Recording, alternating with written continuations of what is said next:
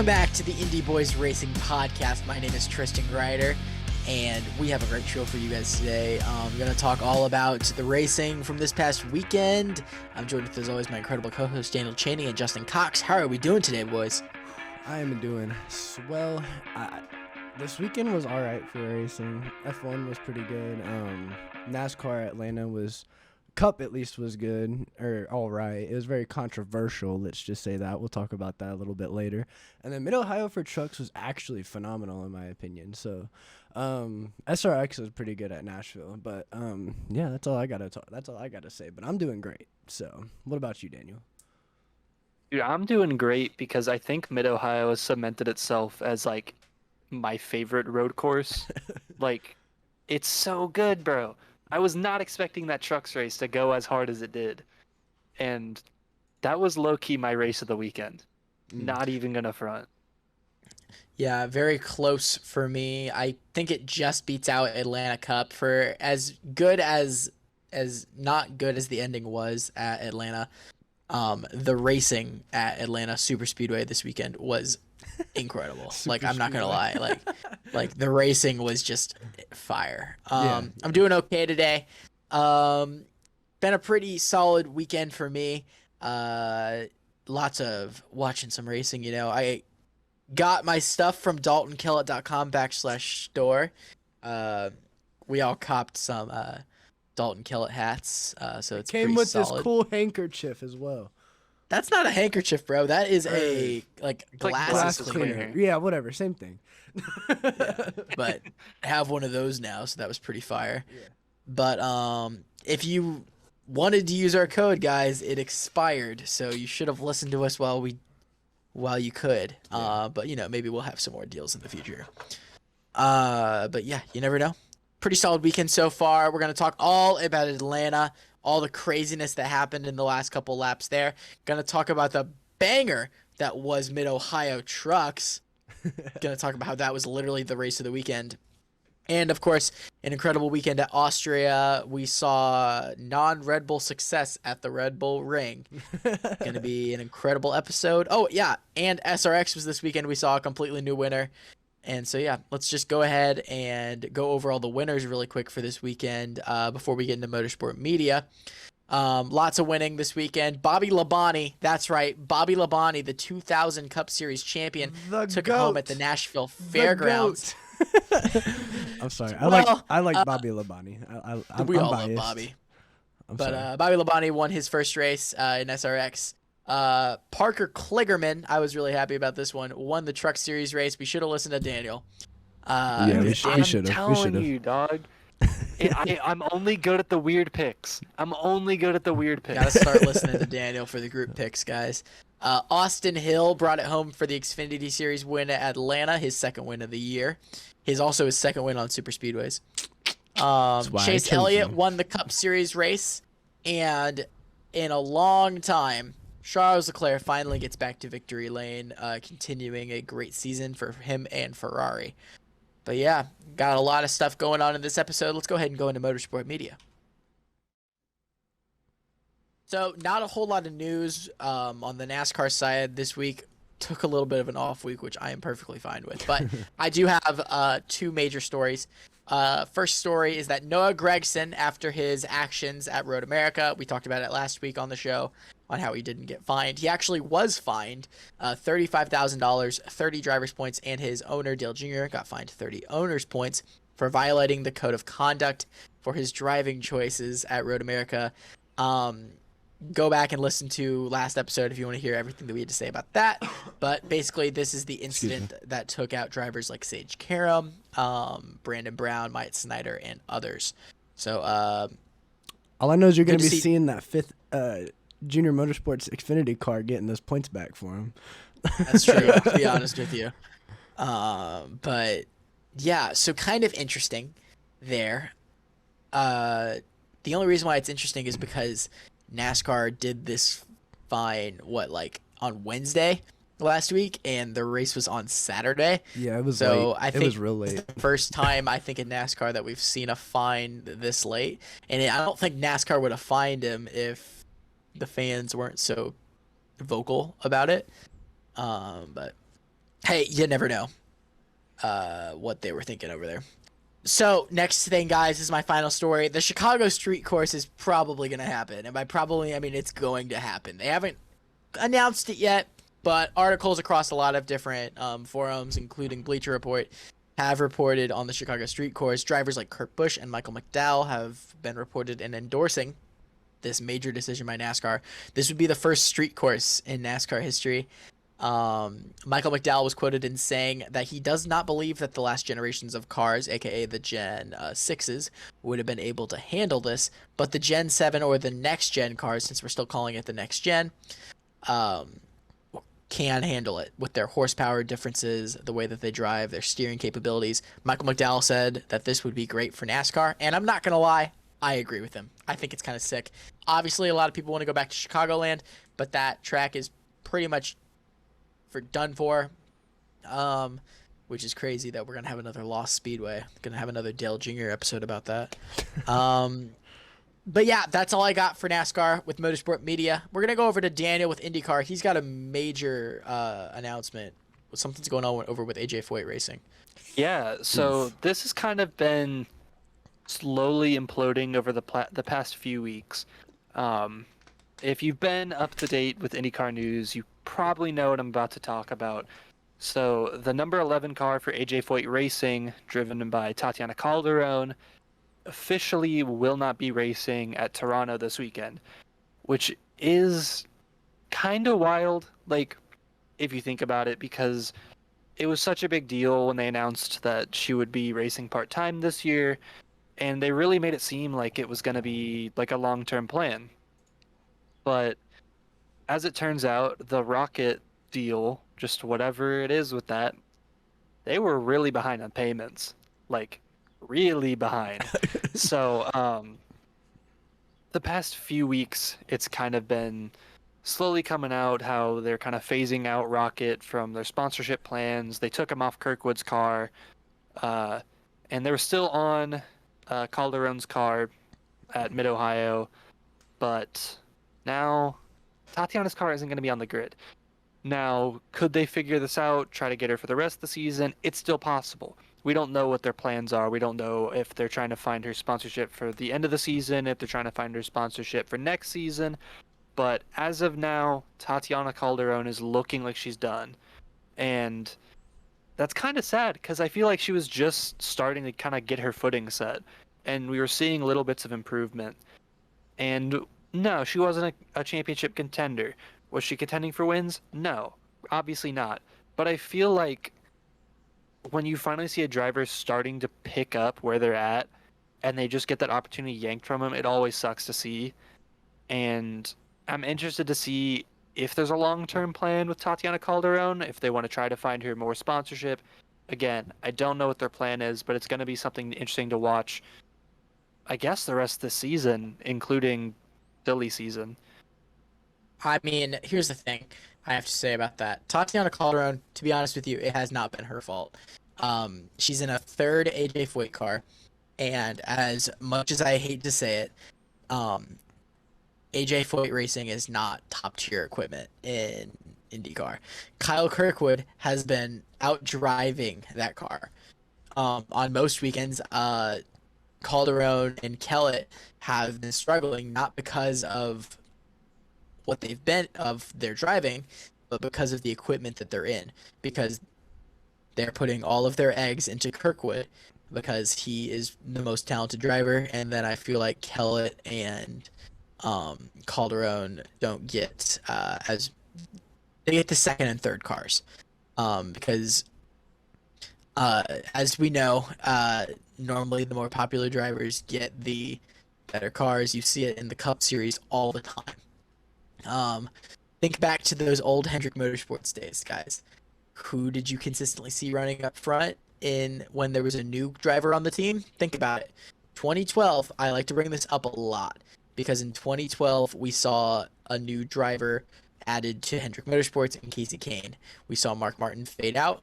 Casey Kane has the best season of his career and gets fourth in the championship standings. Highest placing Hendrick driver out of all of them. And then a couple seasons later, He's the worst car on the team, misses the playoffs.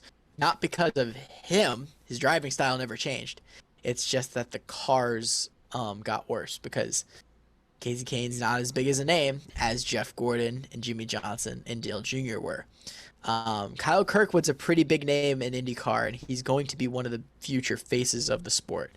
Drivers like Kellett and Calderon, while they are really trying to push Calderon, aren't as big. However, on the bright side, Calderon is a female driver in IndyCar. It's a rarity to not see a driver have sponsorship that is a female IndyCar driver. We see it with Danica, had major sponsorship even in the past. Pippa Mann, Simona Di Silvestro, even though she doesn't have a major sponsor right now in the Paretta car, has had sponsorship in the past and has not had problems with that. And Calderon is not going to have a problem. She's a very talented driver. She's a good face for IndyCar. Very kind, very nice. So yeah, I could see her getting sponsorship pretty easily. What do you think about that, Jay? Yeah, I mean, I wouldn't put it past AJ Foyt to get her, not get her sponsorship is what I should say. Like I don't think there's gonna be much to worry about. Maybe just, I mean, it just depends on how many races she's gonna miss because she's only running the road courses anyway. So like, it's not like they have to sponsor the full-time rest of the season or anything, or the 2 races at Iowa or anything coming up. Like, it's not anything that a sponsor is going to have to be overwhelmed with trying to sponsor a full season or something, or at least the rest of this season. So they have, 3 weeks now to get it worked out? I believe technically, so, yeah. 3 race weeks, I should say, because I don't know how much time is in between each race. Right. Well, you got Toronto this weekend, Iowa the weekend after that, and then it's Indy. So yeah, 3 weeks. So I guess basically 3 weekends. Three races, yeah. 3 race weekends to get all this sponsorship figured out. So hopefully in that time they can find something to make her run or get her to run. But until then, we don't know. We just don't know. So it's gonna be tough. Yeah. All right, Jay, what you got over there on the F1 side? Okay, so to kind of piggyback off of your last segment, Tristan, with the Chicago Street Course, there's going to be a new track on the F1 schedule. Can you guys guess what it is? It's another United States Grand Prix. Yeah, it's not a US Grand Prix. Oh god. I'm going to guess somewhere in Japan. Nope. Because I don't know, nope. Actually. Kyle Lamy, the South African GP has officially been announced today. I should have guessed. I literally knew that. Yeah. I've been reporting on it for a few weeks now, and yeah, it's awesome. it's finally going to happen. Project Dive Bomb, where I always get my news from. Shout out to them. They officially posted, and one of their reporters officially posted something today, confirming that the South African Grand Prix will take place in 2023. So, kind of cool. So, I mean, but it's going to come at the expense of a track. So, I just hope it's not Spa. That's all I got to say. I love Spa. So. Yeah, we'll see. Let's go into the next thing. There was a 3-day test for McLaren at Portimao.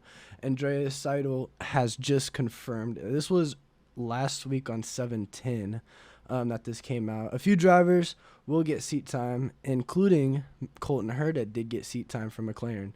So that's very, very interesting. Let's go. So I know Daniel's happy about that. So we may see Colton Herta in F1 someday. I don't know. What are you guys' takes on Colton Herta going to F1? Is it realistic or may it not happen? It's definitely very realistic. It's very realistic. But Daniel, I'll let you go first. I don't know. I really don't know, because no, I know. I'm saying this as the Herta fanboy because we know I am. I want him to. Yes, not saying that I don't want him to.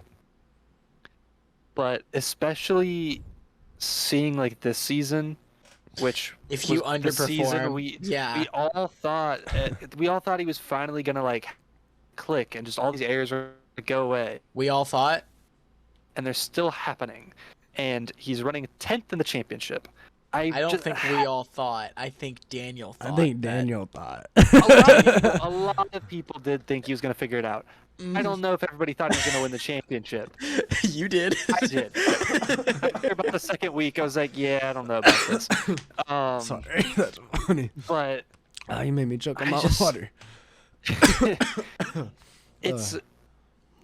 It's really confusing because I don't know how much. Obviously, I think he is a part of his errors. I think his errors are a part of why he's not doing quite as well. But we also see how Andretti just this season has been atrocious at times.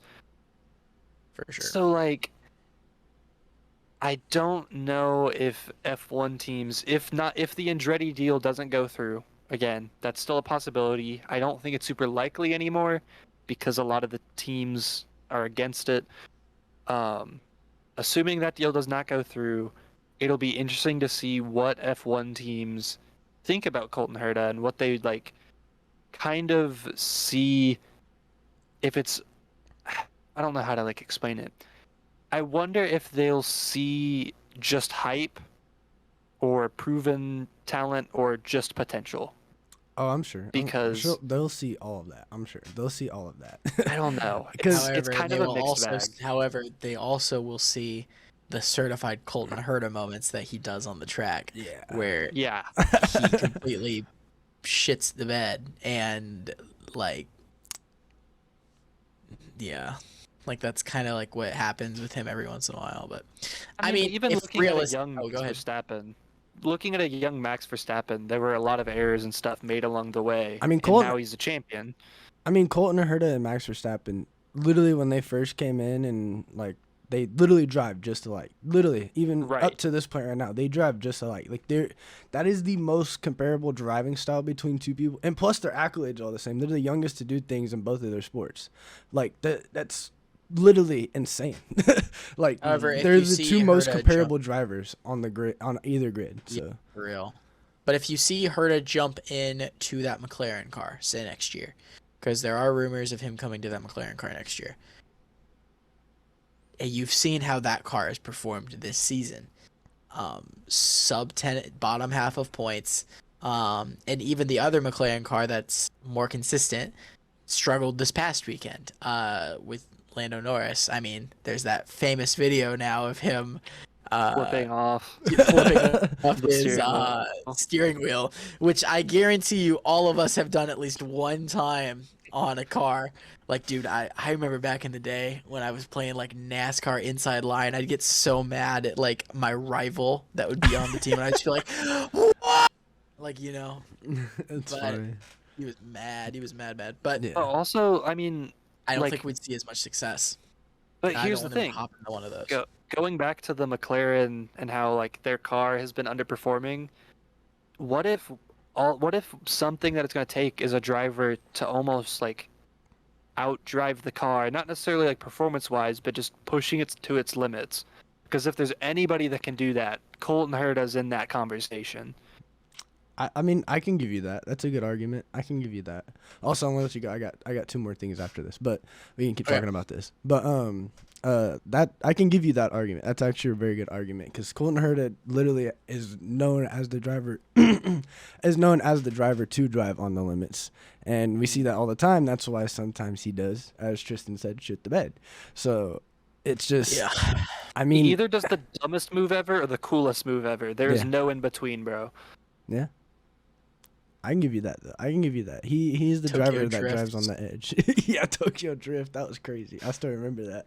That's funny. Dude, that Indy funny. GP the save fact might be that my we've favorite the save fact ever. that we've witnessed both of Colton Herta's like Tokyo Drift moments this season. Yeah. Dude, like that Indy GP save is like an all-timer. Like, I would argue that's an all-timer. Yeah. But okay. So interesting takes by all of us, I think. So gonna go ahead and move on to the last two things I got here. After the race the other day at Austria, Leclaire, Verstappen, and Hamilton were all summoned to the stewards for Parc Fermé violations.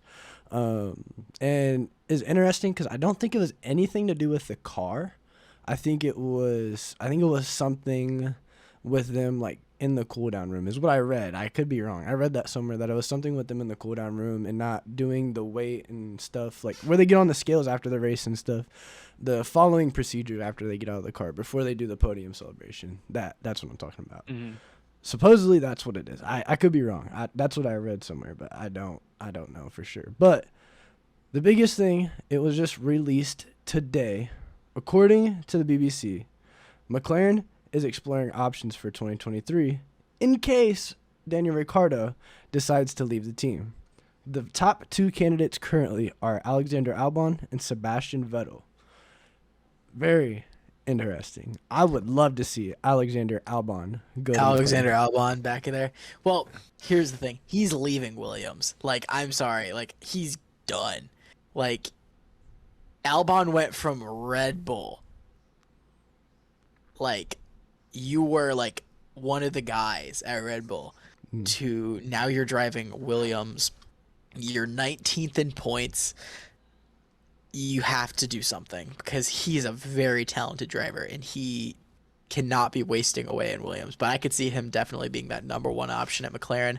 Vettel doesn't have that many more years in F1. If anything, I think his next season could be his last. In my opinion, I personally think Sebastian Vettel should just retire because, I mean, with some of the older drivers that aren't necessarily performing, not like throwing a shot to anybody, but like, I'm just saying, like, some of the older drivers that are in F1 still, such as Vettel or someone that aren't necessarily performing as well as they should be, or they need to give up their seat for a younger guy, in my opinion. The only driver is having success that's an older driver is the older driver, the greatest driver of all time, and Lewis Hamilton, who's still not having a great year on Lewis Hamilton standards, hasn't gotten above 3rd place this season. Sure, he has 4 podiums, but all of them have been 3rd place. And there was like I was talking about Fernando Alonso. But... Yeah, that's what I thought you were talking about. Yeah, I was talking about Fernando Alonso. I wasn't really talking about Alonso. I mean, well, you said I think the oldest driver. I think Alonso's I said the old driver. I mean, like, if you think old drivers in the sport, you think Alonso, Vettel, and Hamilton. Even though Hamilton's not even 40 yet, he still probably is going to retire soon. Depends. We'll see. Well, do you think he leaves Mercedes soon? No. Okay. No. He's staying Mercedes as long as he wants to race. Yeah. And I don't see him wanting to go out if they're like still middle of the pack. No way. Yeah. But yeah, I think Vettel retires soon. But yeah. So Alexander Albon, Sebastian Vettel could be top candidates for that new McLaren seat. I would love to see Alexander Albon there. What is your intake on that there, Daniel? Yeah, I don't think Vettel should take it. Or I don't know if they should take Vettel. I don't know. Because, like, while Vettel is older and, like, I would like to see him retire, it's kind of hard to, like, ignore the fact that just the Aston Martin team is just letting him down. Like, that car is just not competitive for him.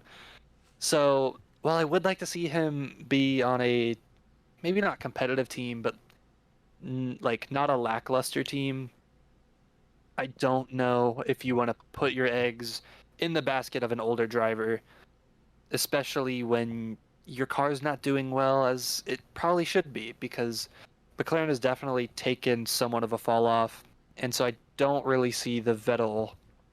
I don't see that working out, just in terms of both of their situations. Now Vettel wants to come to IndyCar for a year. Hear me out, but that's its own thing. Albon, I think would be an interesting fit. I'd like to see how that works. I think he's the number 1 free agent right now. So I mean, like, you'd have to. I mean, now that Pierre Gasly is re-signed with AlphaTauri, I mean, who else's contract is up at the end of the season? Is Bottas expired? I feel like the thing about this, like, upcoming silly season for F1 is, in my personal opinion, I think a lot of it is going to have to do with rookies. Facts. Like, I think that's going to be a big deciding factor in which rookies are ready to step up. Jimmy Johnson, the F1 win. Dude, I will end this episode. Where's my flag? No, where's my flag? No. Oh, Tell me I no, can use it. Daniel. Where is it? Wait. Hold on. Keep talking. Keep talking. I'll find it. I'll find it, Jay. Keep talking. Okay, well, but as I said personally, Wait. he found his. Wait. There we go. Jimmy. If you are on the audio version of the podcast, me and Daniel have matching Jimmy Johnson flags that we got from the Carvana booth. Anytime his name is mentioned now, they're gonna wave them. So They didn't. The cowbell wasn't cool, so I took the flag. But yeah, yeah, that's all I gotta say about that. yeah. So I mean, that's all I got for F1, and I think that's all for Motorsport Media, right? Yeah, I think so. Let's go ahead and so. transition. Race reviews. We're gonna do our quick race reviews, boys. All right. All right, quick NASCAR reviews. I'll try to get these all knocked out. I'm gonna set myself a timer. We'll do these in less than 5 minutes. Here we go. So, Mid-Ohio, incredible race. Best NASCAR race of the week. Incredible stuff. Mid-Ohio sports car course. We were actually just there for IndyCar and for lights and super trucks. So that was a really cool race. But Parker Kligerman and Zane Smith went back and forth with stage wins and the lead in this one, dominated by those two drivers. And it came down to the final lap. Parker Kligerman versus Zane Smith, and Parker Kligerman with that veteran move, veteran driving, super clean at the end of this race, takes it home. His first win in a while since, I believe, Talladega 2019 in the Truck Series, and he does it for that 75 team, who only has one full-time employee.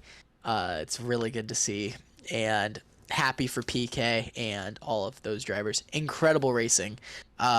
Also, something to mention is that Carson Hocevar has officially clinched a playoff berth after finishing third place this weekend. All right, going over to the Xfinity Series race, the only thing I got to say about this is that Austin Hill won. This race was very boring. And so Daniel's happy about the winner. Jay's happy because he got a point. But I was not happy because this race was super boring. It's like they didn't really start racing until the final lap. And They did. you guys know how much I hate train racing.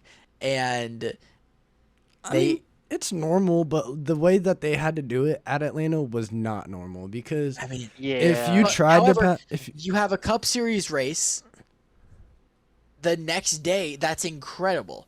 Like, the Cup Series race was awesome. yeah, at but Atlanta. it's Different also car, though. it's a different car. Plus, there's different downforce levels because the Xfinity car had the shorter spoiler, That's true. which I always forget didn't that. induce passing as much, and that's what sucks. So I always but- forget that. But yeah, Truck Series and Xfinity races overall were pretty good. Let me read the Truck Series top 10 really quick. Parker Kligerman first, Zane Smith second, Carson Hocevar third, Stuart Friesen fourth, Christian Eckes fifth, Chandler Smith sixth, Kaz Gralla, he was our group pick, finished seventh, so congrats to Kaz. Eighth place, Derek Kraus. Ninth place was Colby Howard, and 10th place was Haley Deegan. So Haley gets her first top 10, I believe, of the season. Go ahead and go over to the top 10 for the Xfinity Series race. Austin Hill, P1. Josh Berry second. Ryan Truex brought it home third in the 18. Tyler Reddick brought it home fourth. Daniel Hemrick fifth. Sixth place was Noah Gragson. Seventh place was Justin Allgaier. Eighth place was Landon Castle. Ninth place, Riley Herbst. And 10th place was AJ Allmendinger. So overall, there was a lot of little crashes in the Xfinity Series race. Sam Mayer had a pretty hard hit. It was good to see him get out of the car. But overall, pretty decent racing. Over to the Cup side of things, this race was dominated by one man and one man only, and that man was Chase Elliott. Swept the first two stages and got the race win. However, biggest moment of this race is, well, two big things coming out of this one. First one is that the man who finished runner-up in this race, Ross Chastain, was on a rampage. A Ross rampage, as you see in the title of this video. Dude, it was bad. The Ross Chastain rampage. Obviously, you guys saw it in the title of the video. But this man wrecked a lot of cars this weekend. Main thing that we saw was at the end of the race with Denny Hamlin, second time this season that's happened. We saw him obviously get into with the Austin Dillon incident. Austin Dillon, thank God he's okay. Hardest hit I've seen this next gen car take. Yeah, that was crazy. And he was like, "Oh, it didn't even hurt." The safety in these cars, so good. Also, like Austin Dillon, of course, he's like, "Yeah, it didn't hurt," as if he hadn't had like the worst crash in NASCAR history. But overall, Ross Chastain was wrecking a lot of guys, and his dues are going to get paid. He's not going to win a championship. They will not let him win a championship if this stuff keeps happening. Dude, Can I induce my opinion on this as well? I mean, Go yeah, for it. really quick though, really quick. I just want to say, I like the way that he races, because if it was Dale Senior, no one would care. Exactly. And even on the broadcast, Dale Jr. Okay, Jeff Burton was giving him crap for it, but Dale Jr. is like, I want him to change, but I don't want him to change at the same time. Because in my head, he's like, he races just like Daddy, right? But but like it's the same thing. But anyway, Yeah. Jay, go ahead. That's kind of the similar thing I was gonna go for, what she said with Dale and Jeff Burton or whatever, and they were talking about that. My thing is, like, you guys know my defense of aggressive drivers. I love aggressive driving. I like people that like to move people. I genuinely do. But there's a certain point it's got to stop, and that's what a lot of drivers are kind of fed up with him about, because this isn't the first incident that's happened once this year. Coda, that's fine, because that was for the win. Like, that's understandable. But it's Andy had already been moved prior to that. yeah. So, like, that's understandable, that's just normal aggressive driving. But when you're doing things such as what he did at Gateway this season and now Atlanta, if it happens again, you're not winning a championship. I'm just saying, if something like this happens again, if a third time happens, third time's the charm. Third time? Yeah. This was the third time. This was the third time. Bro, this Third was or like the fourth time. 7 billionth. Yeah, let's be honest. Oh, well, I here. mean for the race, like actual races. The second race that he's been like this. That's what I mean. I don't mean actual incidents. I just mean the actual race that it's happened in. Like, the third race that this all happens in, like, if it happens in another race later this season, I guarantee you before the championship even starts, it's not going to happen for him. Well, I mean, think let's about see. races How many that more races till Daytona? He's gotten a lot of people into incidents. Obviously, biggest one, winning Coda.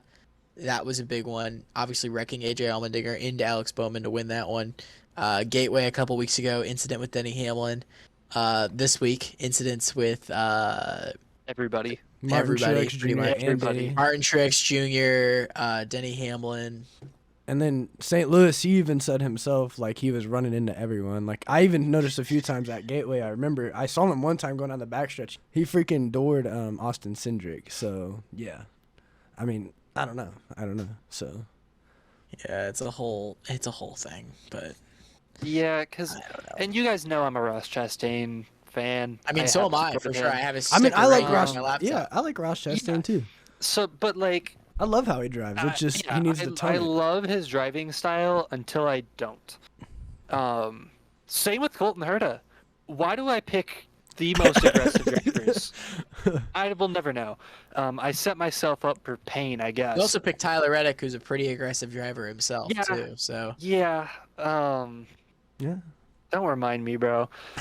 But it's a complicated thing because his racing style is so good, but he doesn't know how to turn it off.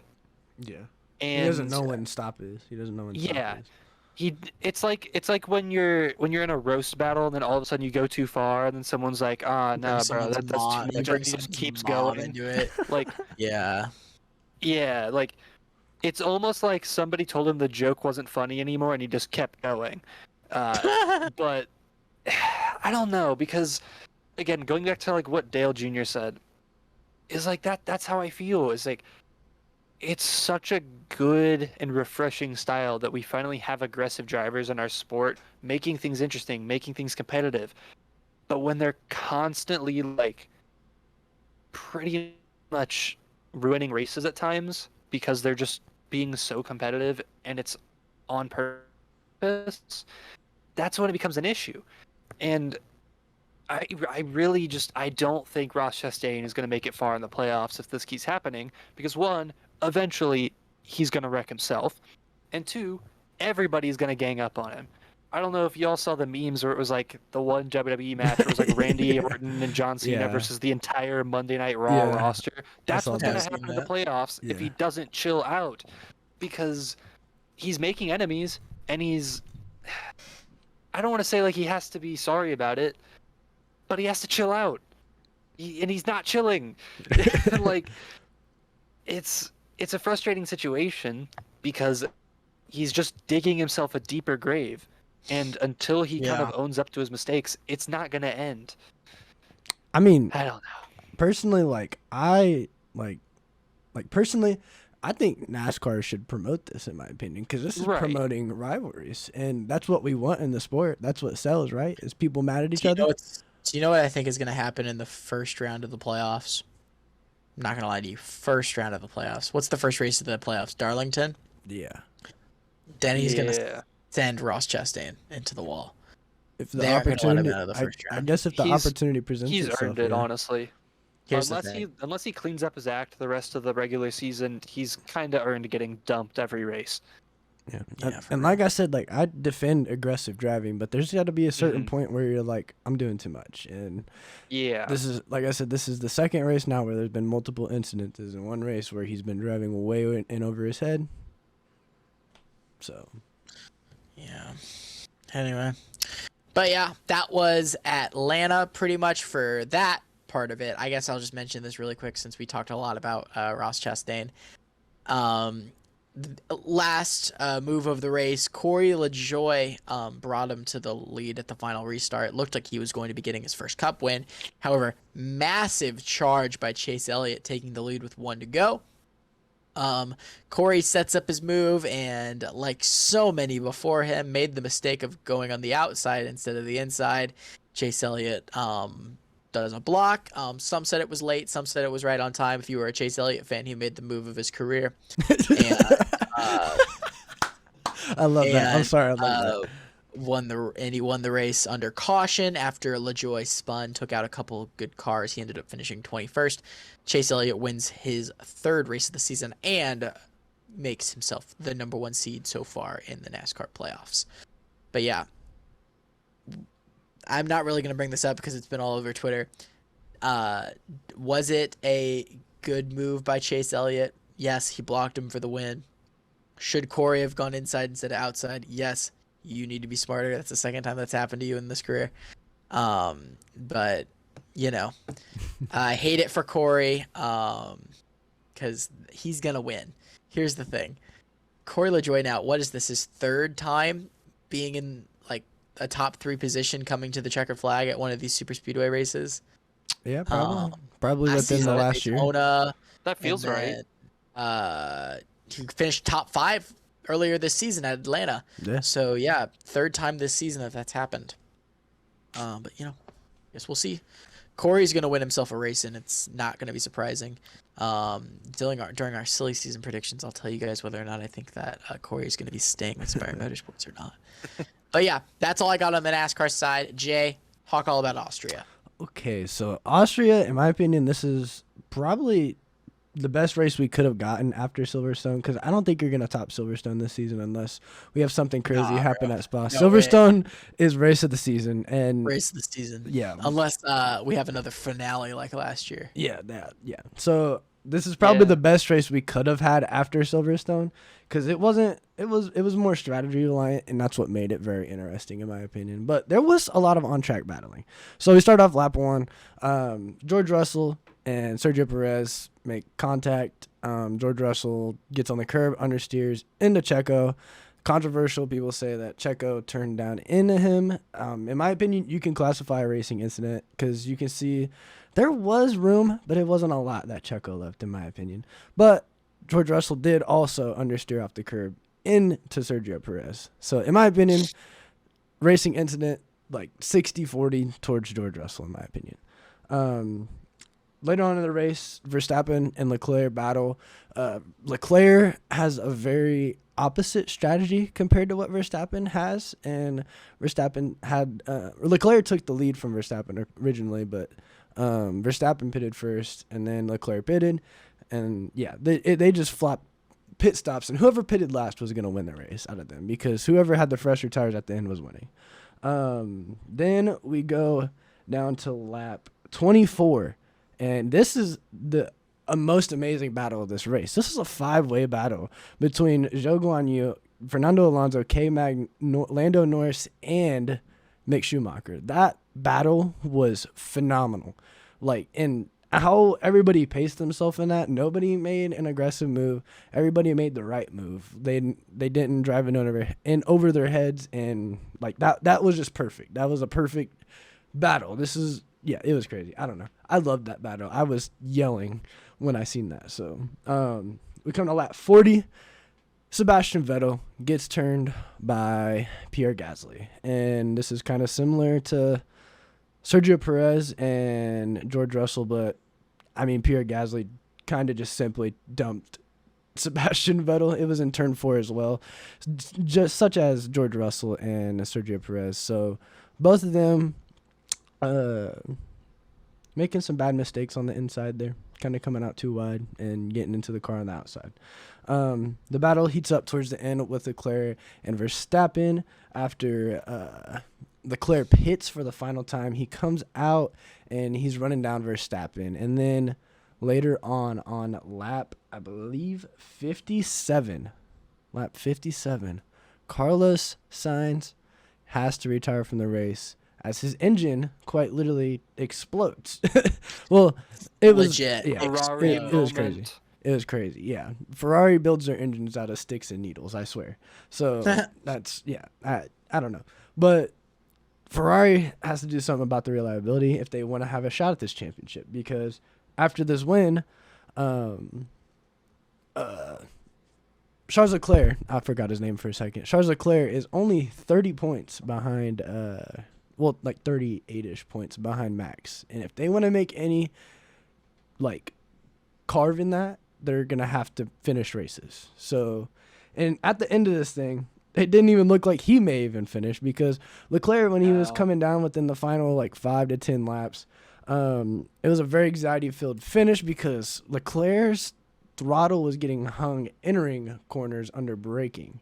So that means the throttle wasn't coming all the way back when he was going into corners, and he was actually having to do it with his right foot as he was braking.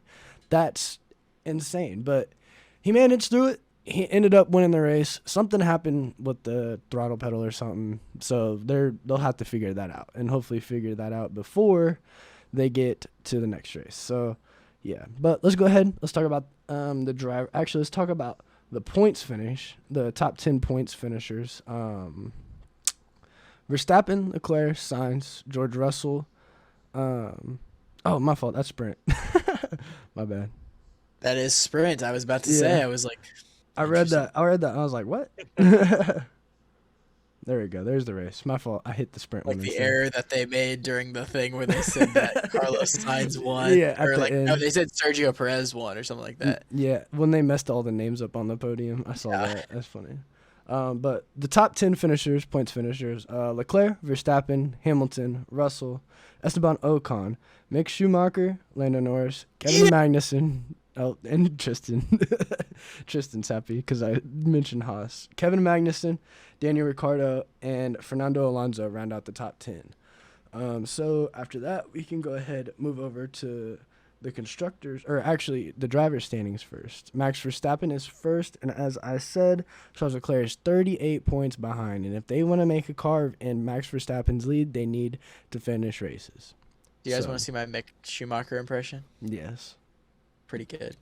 Pretty good. My sunglasses aren't on my desk, or I would have done it with you. Reminder downstairs. Why would you do this to me? Okay, sorry. Picture opportunity. We all buy Haas jerseys. 2, we all get awesome sunglasses. Yes. 3, we all do this on the yard We of all bricks. make the pose. Picture opportunity. We're doing that. We have to do it. We are doing that. Okay? We are doing that. We're doing that. Cool. I'm down. We're doing that. Third is Sergio Perez in the driver's standings. He falls behind Charles Leclerc after not finishing the Austrian GP, having to retire from the damage with George Second Russell. week in a row. Yep. R.I.P. Checo. Yep. Carlos Sainz is 4th, George Russell's 5th, Lewis Hamilton 6th, Lando Norris 7th, Esteban Ocon 8th, 9th is Valtteri Bottas, and 10th is Fernando Alonso. Kevin Magnussen does make a little bit of a carve back at Fernando Alonso, but Fernando Alonso got at least 1 point this week, so kind of. Yeah, and Gasly falls all the way back to 13th in points, which is crazy. He does. And also, I didn't mention, but George Russell and Pierre Gasly both got 5-second time penalties for their contacts as well. Just wanted to mention Is that. this 5-second time penalty for me? For me? That's funny. Constructors, and then I'm done with the F1 segment. Red Bull Racing, Ferrari, Mercedes, McLaren, and Alpine. So that's your constructors. That's Austria. In a little quick recap, I actually had 2 questions for you guys before we move on. I lied. I wasn't done. So in my opinion, I feel like the officiating in Austria was kind of strict. And Oh, it was very strict. They were given 5-second penalties not only to those two, but to everyone for going off track, for exceeding track limits. I didn't agree with this because the way the track is designed, like the car's gonna have to sway the momentum and go over the track limit line. Like it's gonna happen. It's naturally gonna happen, and you can't really see the actual line, the track limit from the actual cockpit that well anymore. So that doesn't help the drivers in that case either. So that's what I was gonna ask you guys. So Tristan, if you kind of want to maybe elaborate more, if that's all you had to say, then you can. But Daniel, that's all I got. Okay. I mean, I don't know. I really don't have anything to add to that, honestly. Okay. Well, I thought it was very strict, and I thought it was stupid. So I'm gonna say stupid. I'm gonna say stupid. I was only able to watch like the last 10 laps, maybe. So I got you. Yeah. But yeah, I think it was stupid. So that's my opinion. I think it was kind of stupid. If you say it, I believe you, Jay. Okay. I blindly follow everything you say. Okay, I trust you. Thank you. Second question. So during the sprint race, we saw something very interesting take place with the McLaren camp. And I believe this is why this news came out today from BBC talking about maybe Daniel Ricciardo possibly leaving the team. Yeah, this is crazy. Lando Norris was ahead of Daniel Ricciardo in the sprint race, and Daniel Ricciardo had a lot more pace than what Lando Norris had. And Daniel Ricciardo asked many of times to be let through. And I don't know how many people actually seen like anything on this, but I read everything that Daniel said. Yep. And everything. Daniel asked multiple times to be let through, and either that or at least hinted at it because he was like, hey, I'm faster. And like it just wasn't getting through if he was being blunt. So he had to kind of hint at it. We're looking into it, Daniel. Mm-hmm. We're looking into it. Mm-hmm. That's what was said every time. I think I'm faster. We're looking into it. Yep. So is this the reason why McLaren is possibly exploring options for next season for their second seat in case Ricciardo leaves due to this weekend maybe, or even seasons or weekends early on in this season? Tristan? I think so. I mean, Daniel's getting pissed, and you don't want to piss off Daniel Ricciardo. So I think that it'll probably be the end of that pretty soon, because I'm pretty sure Daniel can only hear this song many more times. Like, he can't hear that much more. I mean, like... That's funny. That's funny. I love that. He's getting tired of it. So, I mean, if I'm Daniel Ricciardo, I'm leaving McLaren. Yeah, I can see it. Daniel? I mean, Not I Ricciardo, feel like Daniel. it's all kind of been like building up throughout the season, because I feel like for the first majority of the season, a lot of it was kind of on Ricciardo just not performing well. Not that the car is super great, but even in an underperforming car, when your other teammate is outperforming you by such a drastic margin, it's a little questionable, and you start to wonder, oh, should this guy be in the seat? I like Ricciardo. I think he's a good driver. But I think he might just kind of be out of his. I don't know. I don't necessarily know if I want Ricardo to retire, but I feel like just with everything happening now, with him kind of being disgruntled with McLaren and how they're running and how they're pushing Lando so much instead of him, I wonder just at what point of this cracking dam, at what point does it burst open? And that's what's going to make the end of this season really interesting, to see what it takes for that twig to just snap. And Yeah. it's going to be something interesting to watch. That's all I can really say. Personally, I think it's already cracked. I think that's why I don't think they're I think gonna. it's close. I don't think it's they're very gonna close. exactly come out and say, "Oh yeah, we're exploring new options because Daniel's leaving." I think that's why they put it out in the sense that McLaren is possibly looking for a new second driver. So that's why I think that news came out in the way it did. I think the stick's already broke. I think Ricardo's out. Okay. In my opinion. That's fair. I think Ricardo's out, in my opinion. I don't think Ricardo's going to stay there, even though he's supposed to be there till the end of 2023. So, yeah, that's all I got for you guys. So. I guess we will see. That was a very interesting episode of Race Reviews. Let's go ahead. We still got SRX. I'll just briefly. Oh, yeah. Go ahead. Briefly go through I'll SRX. just Sorry. take some points because I only watched the main event. Hey, but shout out Joseph Newgarden got himself a heat Yes. race win. So I'm just gonna kind of say some pointers because obviously I didn't watch it super intently, but I kept up with it. Bobby Labonte won. Bobby Labonte looked really good all day. It was no surprise he won. He's been performing well most of the season, so happy for Bobby Labonte. I'm glad he won. He definitely deserved it. Shout out to Joseph Newgarden for doing really well on a stock car until he wasn't, because he's not a stock car driver. The thing I like about SRX is you can really see when drivers are learning this new car and performing well until they're not, because they're pushing it in a way that they're not used to, or they're pushing it in a way that they are used to, but that car's not built for. And that's what I thought made Joseph Newgarden look really interesting this race. Shout out to Marco Andretti getting on the podium again. I don't know who I have to tell this to, but put Marco in an Xfinity car. I'm saying it. Please. Put Marco Andretti in an Xfinity car. Listen here, Stuart Haas. Listen here, literally anybody. I Penske, agree. Stuart Haas, freaking Alpha Prime. I don't care. I Somebody put him in a seat. I 100% agree. I mean, here's the thing. Stuart Haas already has the damn 98. That's the number he's going to want. And they already have it. So, like, put him in the car. I mean, I don't care if, like, move Herbst up to Cup if that means that we get to see Marco in the freaking Xfinity car. Yeah. Like, I mean, he couldn't be doing any worse than Cole Custer's doing. You're not For wrong, real. bro. For real. Hey, I mean, he come got on. top 10 this weekend. Put some At respect Atlanta. on his After name. Okay, after come on. everybody Okay, crashed out. What's your point? That's still a top 10.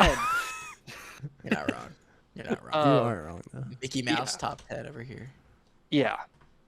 But put Marco in an Xfinity car. I don't know how many times I have to say it. Just do it. Do you have the points, or do you want me to read them off? I don't have the points, but last thing I Oh, want to say before you can go over the points. Matt freaking Kenseth, bro. Max Kenseth. Maddie makes me Kansas. happy, makes me smile. I don't know how that man ended up on the podium, because HOH, he baby. was kind of middle of the pack a lot of the day and just started charging. Hall of I was- Famer.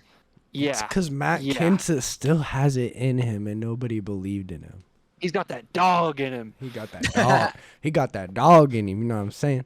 But no, for real, like I genuinely believe that Matt Kenseth could still come back to Cup in. Dude, when Biffle and Kenseth were running next to each other, I was almost crying. I was like, oh my Right. God, it's 2010 again. That's Anyway, first in points, Bobby Labonte has the points lead. He leads Marco Andretti by 3 points, and then 2 points behind him is Ryan Newman. It's a pretty sizable margin, and back to fourth place of Tony Stewart. Then fifth place, Greg Biffle. Sixth place, Paul Tracy. Seventh place, Ryan Hunter-Ray. Eighth place, Tony Kanaan, and ninth place being Michael Waltrip. Elio Castroneves is in 10th. 11th is Bill Elliott. 12th and 13th go to the 5 drivers of Haley Deegan and Ernie Francis Jr. and those are all pretty much the worth mentioning ones. The rest of them are one-offs. But yeah, is this Bobby's championship? Might never know. I think it's Marco's in particular, but hey, guess we'll see. Let's go ahead and go over to our question segment before we do predictions.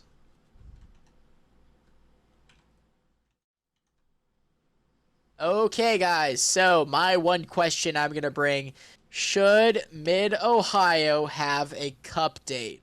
We saw Mid-Ohio lose its Xfinity date this season. Normally, we see them go over there. The weekend that Cup is normally at Atlanta, actually. But we saw Trucks get the Mid-Ohio race this year. Mid-Ohio was debatably one of the best road course races we've ever seen the Truck Series have, especially after the horror that was Portland and the destruction that was the trucks at Coda. I'll give you that.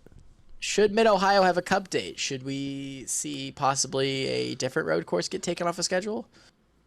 I don't know which one you would take off, but Chicago. Chicago.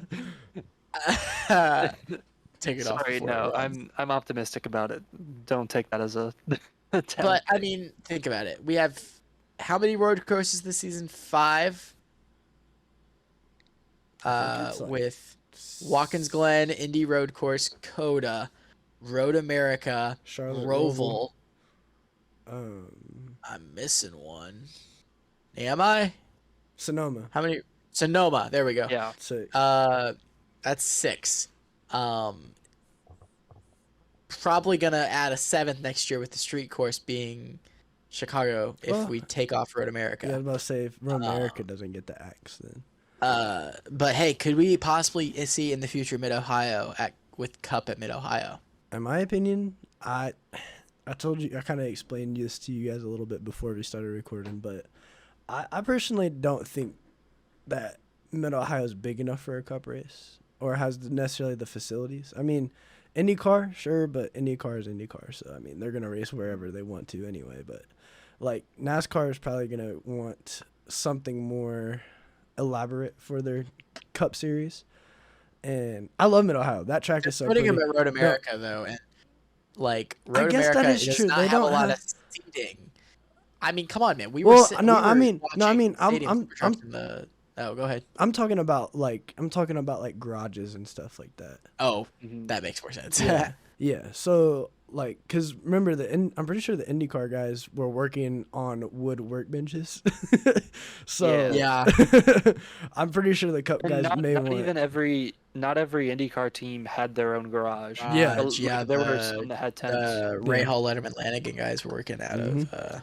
The Ray Hall, Letterman, Lanigan drivers were working out of their tents. Sorry. So- I haven't Yeah, said them it and in a while. Shank. Them and Shank. Yeah, Shank was too. I forgot about that. Yeah, so But, I think Their home track. the Cup Series will want something more prolific for their top tier guys. So I don't know. I mean, I love Mid-Ohio. As I said, it's pretty. It's a beautiful track, and I mean, I would love to see the Cup cars race there, but I don't think it's gonna be up to NASCAR standards necessarily, in my opinion. Yeah. So. We'll see.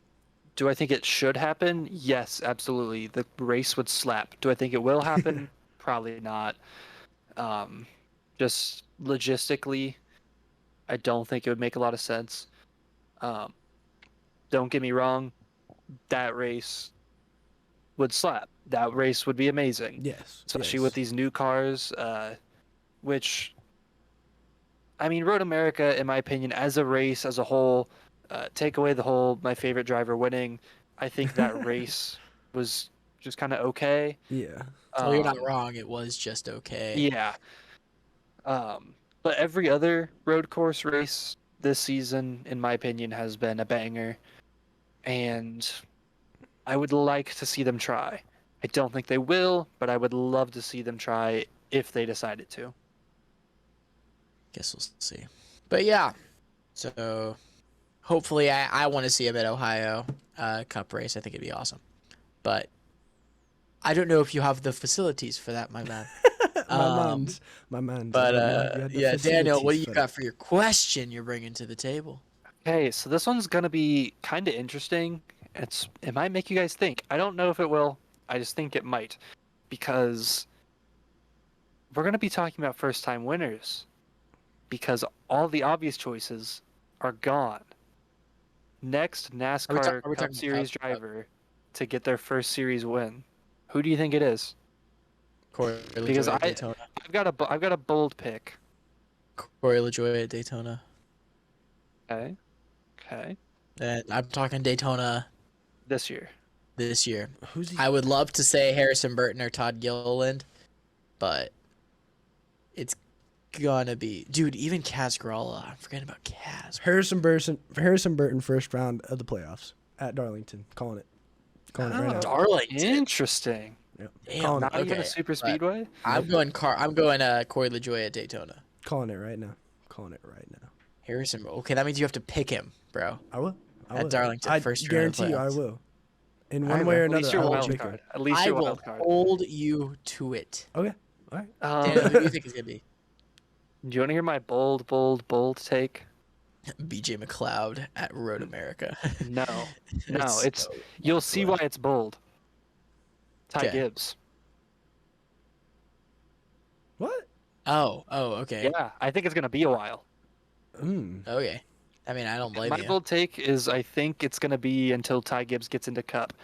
Okay. So That's at actually least 20. that's Not even next season. You don't think we see a first-time winner this season? Potentially next season, I don't know. He's not in Cup next year. No I way. don't think he will be, but you They'd put never Brandon- know with they'd how put things Brandon- start to they'd put- shape. They'd put Brandon Jones in Cup before Ty Gibbs. If there's anybody that gets one before Ty Gibbs, I think it's Gregson. But Yeah, not wrong. besides that, Hamrick maybe too. low-key, To be honest with you. I don't know, bro. Looking at how he's been performing this year in Colleague, I don't know. Yeah, Hamrick's just It's- been consistent. I don't feel confident in a lot of the newer young guys coming into the Cup Series as of now. I think there's some guys that will probably make the Please. move, and there's some guys that will make the move in like 2 to 3 years that I think will be good. But as of now, I don't really know. But remember, guys, we had 5 first-time winners in 2011. I mean, think about it. David Reagan at Daytona, Trevor Bayne at Daytona. And we saw Daniel's first Cup race with Paul Menard winning.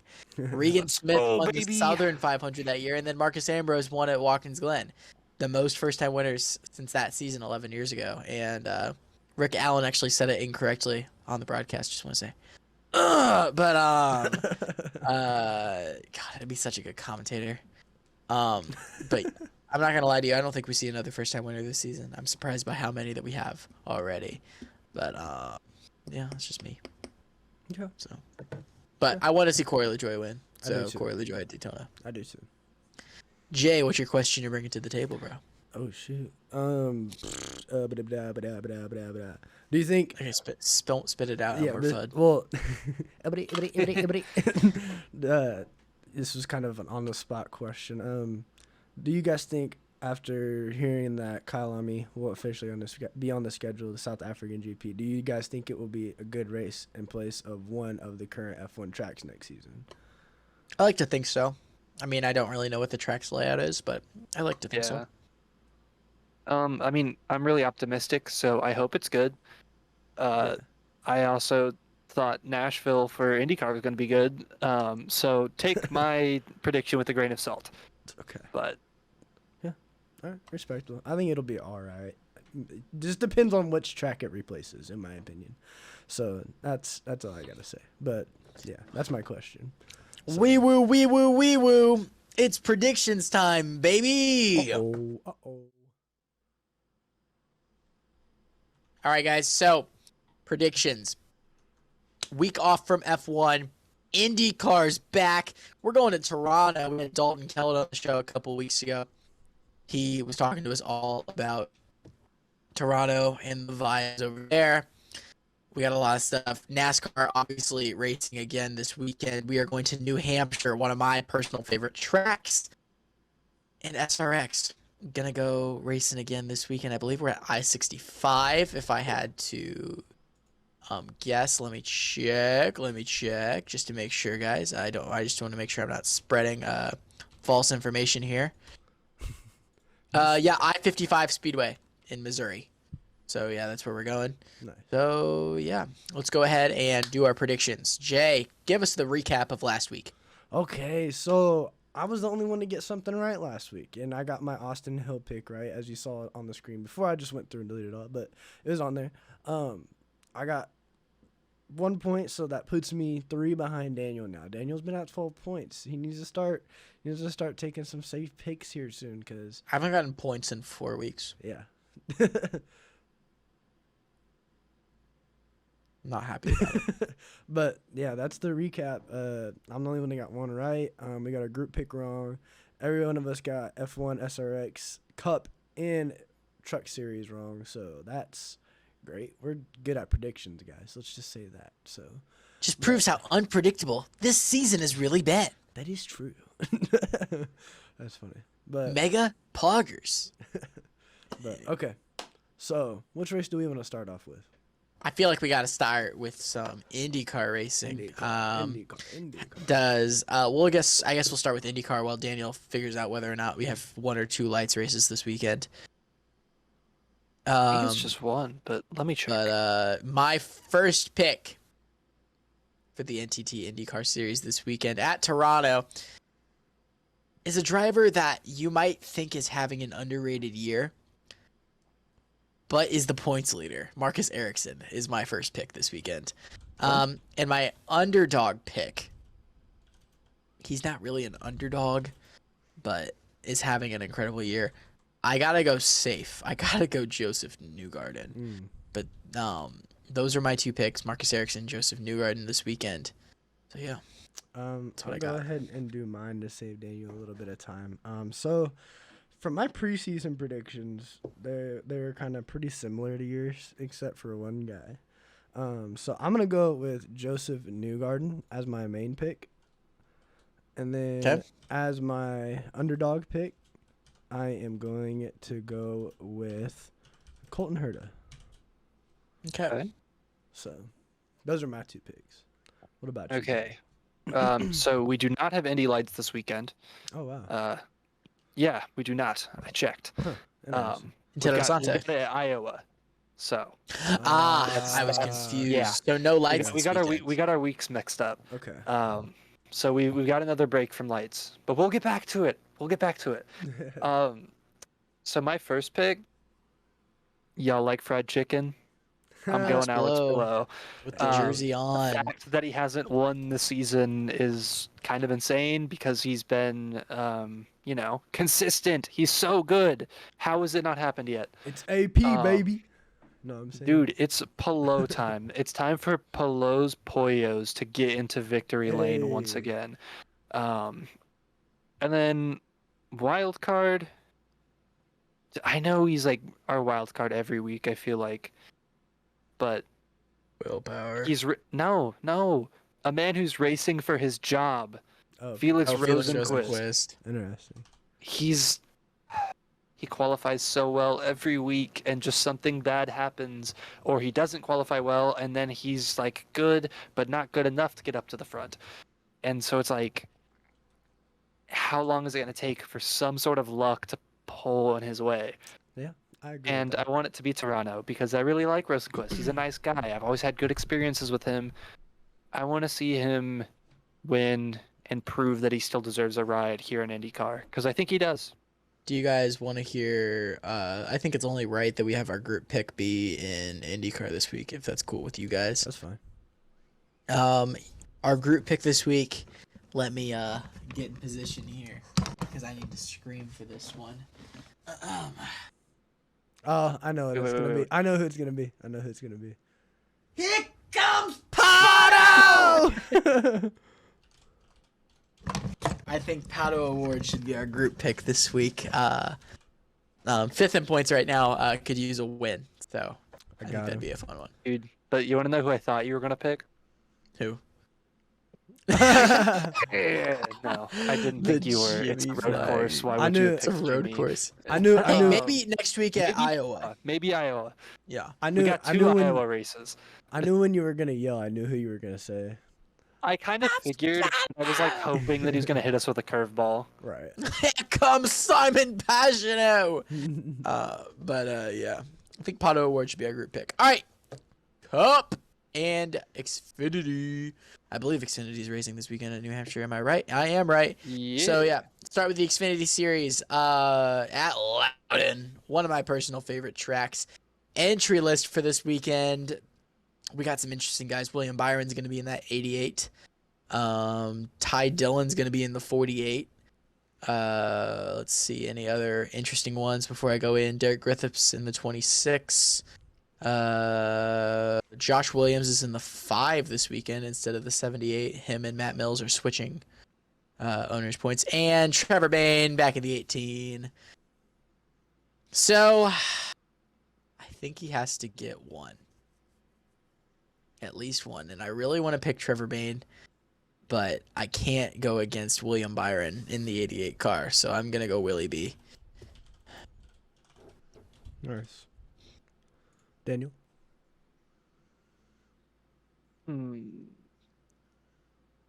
I want to go with my heart pick and say the 48 car, driven by Ty Dillon, but I'm not. As cool as I think that would be. Dude, I'm so conflicted. There's so many good options. I'm gonna go with a safe option. I'll go AJ Allmendinger. Ooh. The dinger. Dinger. And then I'm going to go with at New Hampshire this weekend. I'm gonna go with. Let's go with. Noah Gragson. All right. But just know, guys, we all want Trevor Bayne to win this weekend. If we didn't already have our group pick in Pato Award, it would be Trevor Bayne. Because, to be honest with you, the closest we've ever been with the group pick was Trevor Bayne getting second last race that he was at. We were all rooting for him. But, yeah, that's Xfinity. Cup racing in New Hampshire. Last year's winner was Eric Almirola. Screwed off the entire playoffs. This season, I don't think it's going to quite be like that again, which is why I'm picking a guy that's already won this season to win this weekend. I'm going to go with Kyle Busch as my first pick at New Hampshire. Incredibly good here. Knows his way around this track. My underdog pick, though, is someone that is also quite good at this New Hampshire track, and that's Denny Hamlin. I'm picking 2 Joe Gibbs racing cars this weekend. I just want to see Denny Hamlin be scared of another lobster. I'm not gonna lie. So I'm picking 2 Joe Gibbs racing guys this weekend. Okay. Dan. You know, first pick. I'm gonna agree with you. I'm gonna go Kyle Busch. So that was my preseason prediction. I'm sticking with it. Wild card. I'm going someone who hasn't won the season and didn't win here last year. I'm not going Almirola. Not Almi. But I'm going the man who honestly probably should have won last year. I'm going Christopher Bell. Fighting for that playoff spot. And he's gonna be hard to beat at a track that he's known to be good at. And it's crazy. Go ahead. If we don't see Bell win this weekend, do you think that we see like first time winner, like possibly an Almirola this season or a Busher or something like that? That might be cool. I mean, maybe. I mean, Bell would be a first time winner too. Yeah, that's him or Truex. And Blaney. Yeah. Blaney. Yeah. It's crazy Ryan Blaney hasn't won yet this season. I mean, he's second in driver's points. Yeah, and it upsets me because he is second in driver's points. Reminds me a lot of Denny Hamlin last year. Yeah. Denny didn't win a race until the playoffs. But anyway, Jay, who's your pick? Actually, mentioning Christopher Bell, he was actually going to be my pick because he got screwed here last year, in my opinion. Take this elbozo. By the race getting I stole it. You're beating me in points. I have to take good drivers. Shut up. But This is gonna be kind of a weird week for me because I'm gonna be risking a lot of things because my underdog is Harrison Burton. I was thinking about it. But Jay, you said Dover. Darlington. No, he said Darlington. Dover's already Darlington. happened. My bad. D What? track. Ooh. Harrison Burton. Howie, son. I mean, hey, he's 28th in points right now. Be a hell of a call. I don't know. I'm throwing it out Jay there. really said. Hey, he was in my preseason prediction. I just didn't want to go back on the statement I already made earlier. No, he's in my predict. Like he literally like in my preseason. It goes Christopher Bell, Harrison Burton, Eric Almirola, and then I put Eric Almirola in the wild card pick too. Apparently, so. But no, those are my first. Eric Almirola, but again. But again. Anyway, that's our Cup predictions, guys. Two guys picking Bell. A lot of Joe Gibbs Racing picks. SRX. This race is huge. I'm picking Marco. I think he clutches it out. Marco Andretti, my pick. Reminder that he won the 5th race of the season last year. So I'm picking Marky. Okay. Fellow reminder, boys, that Ernie Francis Jr. is racing this weekend. Right. Remind me again where we're at. I-55. It's in Missouri. It's a short track in Missouri. And it's... I believe it's dirt. Is it asphalt? Oh, it's dirt. I believe it's But dirt. I'm going Tony Stewart, dude. Yeah. Although, wait. Is Haley Deegan running this race? Probably. No, she's not because Ernie's in the 5. Then I'll stick with Tony Stewart. All right. Okay. JJ. I think. Man, this is hard because there's a lot of good guys in SRX right now that could possibly win. I say the person that's gonna win this weekend. He's going for 2 weekends in a row. Bobby Labonte. Bobby. All right, guys. Tune in next week where our predictions are completely wrong. For real. Anyway, but those are our predictions, guys, for this week. You guys will see them on our social media. See how terrible that we did, obviously. Unless, we clutch out and everything's right. Everyone's right. Everybody gets points. That's what I'm hoping for. Hoping that I get the most, obviously, because I'm way behind. And me and Jay need to put Daniel into oblivion. But yeah, Those are our predictions for this weekend, guys. Dude. Don't You drag literally me into are. this. You literally are. You winning, are. I thought bro. Jay's leading. No, you're leading. leading by like 3 I'm points. still bro. leading? Yeah, you lead by 3. You have 12. I have 9. And Tristan has 6. 6. For some reason, I thought Jay took the lead. No. Nah, bro. Nah, my bad. So yeah, that's the predictions, guys, for this weekend. Let's go ahead and go back to the main screen. Okay, so great episode, guys, of the Indy Boys Racing Podcast. Just gonna let you guys know of some stuff that's going on in these next couple of weeks. I will not be on the show next week. I know it's so sad you won't get to hear this beautiful voice doing your welcome back to the Indy Boys Racing Podcast. But we're gonna have a special guest as our co-host. Can't tease anything yet because we just gonna let you know we don't know who it is yet. But we will have someone replacing the beautiful, the talented, the amazing, the one and only Tristan Grider. Oh, I thought you were gonna say me. Damn, my fault. No, I'm just I playing, love myself too much. just But speaking of Justin Cox, you guys need to check out our YouTube channel because Jay has just started a brand new F1 2022 series. Jay, give us the overview of what's going on over there. Okay, so it's pretty fun. I'm getting the team set up. Everybody, if you checked out our Twitter or our Instagram and stuff, I posted some polls on there. You guys helped me create the team. Episode 1 is already up. Episode 2 is going up tomorrow as we record this, which we're recording this on Monday. So Tuesday, what would that be? The 12th? It went up on the 12th at 7 p.m. The 12th at 7 p.m. And then the next one will be out when this uploads the next day, so Friday at 7 p.m. That's when episode 3 will be out. So tomorrow, be looking out for that. So just letting you know, guys, we're probably gonna have uploads on this channel every weekday, hopefully soon. Yeah. already have the podcast that goes up on Thursdays. Now we have Tuesday and Friday things on the show. Teasing that I will be having a Monday episode every week, and then all we have to do is figure out something on Wednesdays, and we will have a 5-day-a-week upload schedule. Insanity, right? But we'll see how these F1 schedules go, so we'll keep it at 3 videos a week for a while. But make sure you guys tune in, because episode 1 of the F1 22 series was a banger. Oh, yeah. Indy Boys Auto Sports has been born. Justin Cox and I what is his birthed it. name? Robert what? Richard Verschoor. I called him Robert because I was thinking of Robert Schwartzman. Yeah. So- Richard Verschoor, the number 21 and the number, what's Richard's number? I think it's like 30 something or 40 something. Yeah. I can't remember. Yeah, so the number 21 and the number 30 something or 40 something. Make sure you guys check it out. Dude, It's super not good. gonna lie, it hurt my heart when you didn't pick Christian Lundgaard.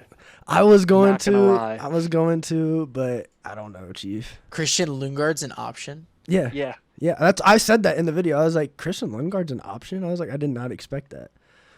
Dude, you should have picked Lundgaard. Yeah. But That's what I his was thinking. I ratings was his screaming ratings behind my weren't as phone. good though. His That would have ratings made weren't this as good. series so much Okay, better. but That for doesn't the- matter. for It's the Christian iconic- Lundgaard. Also, Richard's number is 35. Richard's number is 35. Number 21 and 35, Gotcha. guys. Yeah. So go 21, go 35. Anyway, that's pretty much what's been going on with the show as of recently. Make sure you guys follow us on all of our social medias, Twitter, Instagram, and TikTok. We post there every single day. Well, Oh, not wait, TikTok wait, wait. every single Can day. I say one last thing? Yes. This is a complete adding. This is like an to NBC. We made this whole episode and didn't talk about the Dawsonville pool room. Checkmate. Oh my gosh. Oh my god. Holding that in for so long. I nearly forgot, but I remembered. You thought I forgot. You were wrong, NBC. I never forget. I fell. Whoops. Anyways, I thank you. leaned too far. I leaned too far. My bad. Oh my god. That was funny. That was funny. On that note, That was follow funny. Daniel Chaney on Instagram and Twitter. Follow Jay. Follow myself. Shout out to Burnout Sports. Follow them on all their social medias. Shout out to Austin Cindric for the awesome intro. Thanks, bro. And shout out to all of you for tuning in every week. We have the best time in the world making this show, and I my think knee. Jay just hurt himself. I hurt my knee. When I fell, I hurt my knee. It really hurts. That's a wrap, Just your guys, knee? on this episode. Episode number. What number episode is this, boys? 27. 27. Chris Move number. Made it 27 episodes, boys. Tune in next week, episode 28. I will not be on the show. I'll be in Vegas. Hopefully, I have a Las Vegas hat on next time you see me. Good luck without me next week, boys. I'm gonna miss you. Can't wait to listen to the show instead of be on the show. We got you. We'll figure it out. It'll be a mess, but it'll be a beautiful mess. We did pretty okay without you, so hopefully you guys do pretty okay without me, Dan. We'll figure it we'll out. see. We'll We'll figure it out. I make Alright. no promises. Thank you guys so much for watching. Have a good one. Enjoy the beautiful racing this weekend at Toronto, at I-55, and at New Hampshire. Peace! Jay. Somebody help Blood frozen. Somebody come get